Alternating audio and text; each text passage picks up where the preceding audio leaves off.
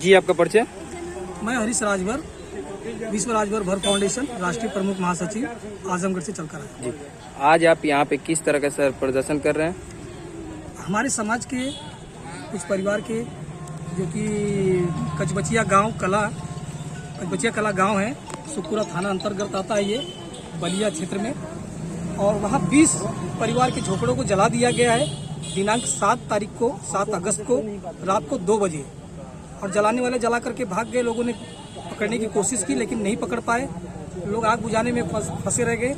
ये बताइए 20 परिवार के लोगों पर अत्याचार और अन्याय हो रहा है, और वहाँ पर जब रात को पुलिस आती है और पुलिस आने के बाद में कहती कल सवेरे थाने पर आइए, और थाने पर जाने पर लिपापोती कर करके कुछ होता नहीं है।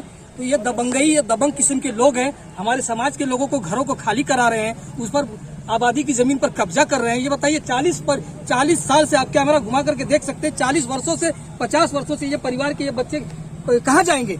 ये घर से बेघर हो गए हैं, ये कहाँ जाएंगे? इनके घरों को आग लगा दिया गया है और आज तक पुलिस जो है कि हाथ पर हाथ रख के बैठी हुई है। जी, किनके द्वारा ये आग लगाया गया है? वही किसी, क्या नाम है परिवार के लोगों को बताइए, कौन है वहाँ? नहीं, जिसने जलाया है उस परिवार का नाम क्या है?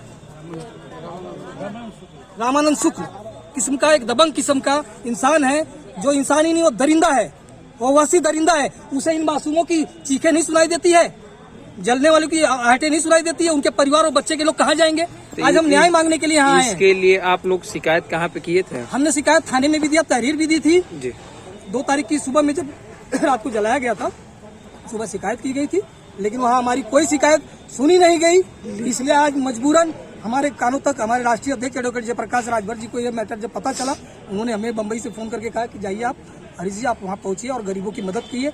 एक अभिषेक नाम का बच्चा था, उसने जो है कि हमें पूरी जानकारी दी, और उसी के माध्यम से हम यहाँ आकर के इन सभी गरीब परिवार के लोगों की हम मदद कर रहे हैं। लेकिन आज आप 7 अगस्त 2021 को झोपड़ी फूकी जाती है, और 7 अगस्त 2019 को सुप्रीम कोर्ट अपना फैसला सुनाया था कि अगर कोई व्यक्ति किसी जमीन पर 12 वर्षों तक रह जाता है तो वह जमीन उसकी हो जाती है। दिक्कत कहाँ आ रही है सर? दिक्कत हम गरीबों को दिक्कत है। ये राजभर समाज के लिए श्राप है। सरकार किसी की हो, चाहे भाजपा की हो, चाहे सपा की हो, चाहे बहन मायावती की हो, हमारे ऊपर अत्याचार होना बंद नहीं होता है साहब। हमारे मजलूम गरीब अनपढ़ गवार जो 350 रुपए की दिहाड़ी करने वाला परिवार जो है, वो कहाँ लड़ेगा, कैसे लड़ेगा? अगर उनके साथ हम नहीं खड़े होते तो आज इनकी आवाज दब कर रह जाती।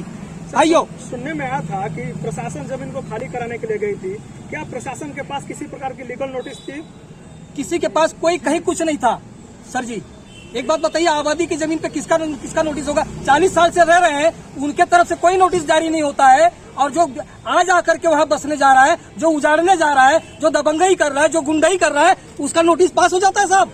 ये कहाँ का न्याय है? सर, विपक्षी कह रहा है कि खसरा खतौनी में हमारा नाम दर्ज है, सच्चाई क्या है? आबादी की जमीन पे कैसे खसरा खतौनी हो सकती है? मेरे समझ में नहीं आ रहा है। कैसे? नाम है ही नहीं, कहीं कुछ नहीं है।